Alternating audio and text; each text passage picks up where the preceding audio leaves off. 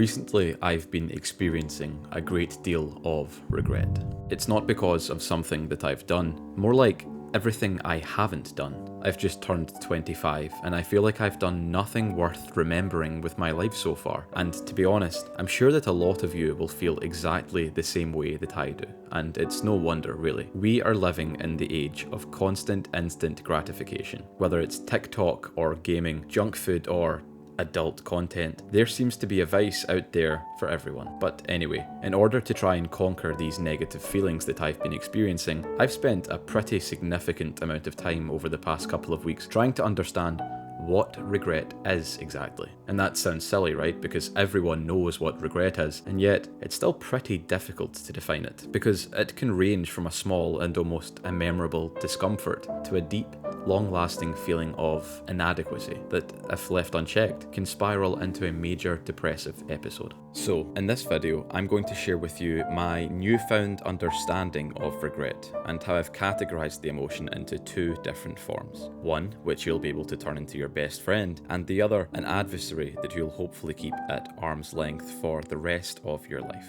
And then, at the very end, I'll offer you something invaluable.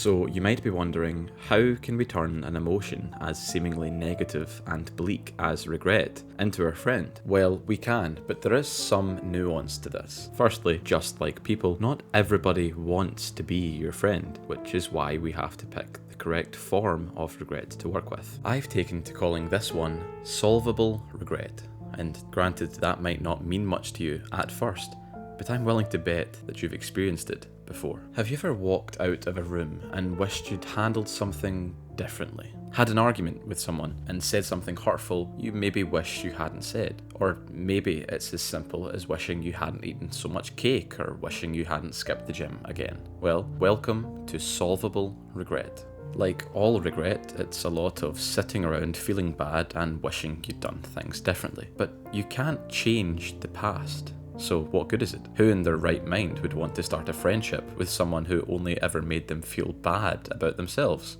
Well, like any strong relationship, be it platonic or romantic, we've got to put the work in. I haven't named it solvable regret because if you work with it, you can change the past, but because you can change the future.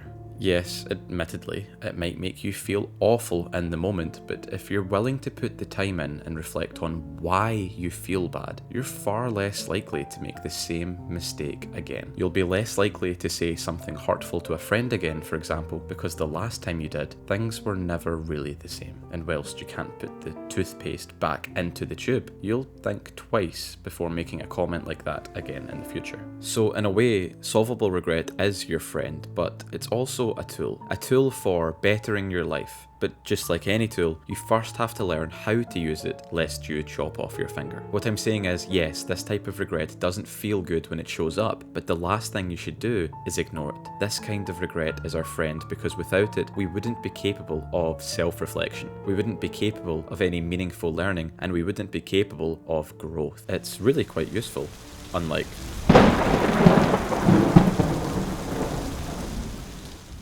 So, after having named the first form of regret solvable regret, it would make perfect sense to expect that this form should be called unsolvable regret. And whilst that does technically apply, I don't think that name quite does it justice. Therefore, I've named this regret the enemy, as cheesy as that sounds, because that's exactly what it is. An enemy so dangerous you cannot overpower or overwhelm it. By the time you're feeling this kind of regret, it's already too late. This incarnation of the emotion can be so unbearable that it is not uncommon to lead to suicide, and I don't say that lightly. It goes to show just how serious and heavy this form of pain can be on the sufferer. The enemy is truly to be avoided at all costs. It's the mounting instances of solvable regret that we choose to ignore on a daily basis, grouped together into one terrifying mass. It's all the times you weren't paying attention to your partner and now the love of your life has left you forever. It's wishing you had spent more time with your parents when they were still here to be your parents. It's looking out of the hospital window when you're old and frail, too fragile to even go to the bathroom by yourself, and wishing that you had done something worthwhile with the time you were given on this planet. But of course, by then, it is too late. The author H.P. Lovecraft once said the oldest and strongest emotion of mankind is fear. And whilst I think that statement does hold a lot of merit, I truly believe regret deserves to be involved in the conversation. When you get right down to it, fear is normally somewhat short-lived, whereas a deep, stinging regret is likely to haunt someone day in and day out until the end. That being said, I suppose the enemy, in a way, is a confrontation of some of our deepest fears. It's having to face up that with the time we had, we were undisputedly inadequate by our own standards. I'm becoming aware that this video is likely somewhat depressing now in and of itself, but as Sun Tzu said in The Art of War, if you know the enemy and know yourself, you need not fear the result of 100 battles. We have to understand the enemy so we have a chance of keeping it at bay. And speaking of which, at the start of this video, I promised you something. So yes, I did promise you at the start of this video that I would share with you my newfound antidote to regret. I lied. The truth is, there is no such thing, and well, think about it. An antidote is administered to a patient after they've already been poisoned, but like I said before, once you're inflicted with the kind of regret that is the enemy, there's nothing you can do. So instead, I suppose what I'm sharing with you now could be called a vaccine. Something you administer to a patient preemptively to develop an immunity to the affliction. And the name of that vaccine is awareness. I know it's nothing particularly romantic, and it is a lot of hard work, but by building up an awareness to how damaging regrets can be in the future, we can learn to make better choices in the present. Becoming aware of the potential suffering and sorrow that awaits you might motivate you to pluck up the courage and apply for that new job. It might make it easier to swallow your pride and just apologise to your partner, and it might just convince you to rain check on drinking with your friends so that you might visit your grandmother and ask her what life was like when she was young.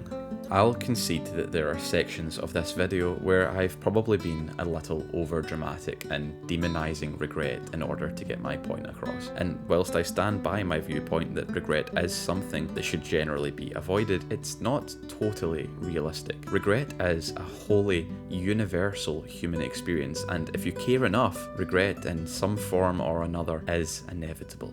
And if you don't care enough, well, that kind of nihilistic style of living comes with its own set of problems. The point is, regret will likely always be present in your life. But if you're paying attention every day, that regret can be your friend and your teacher rather than your executioner. Remember, you are in control.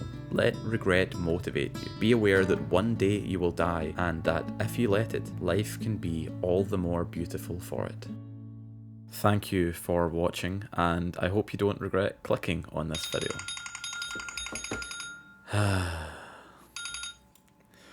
Catch.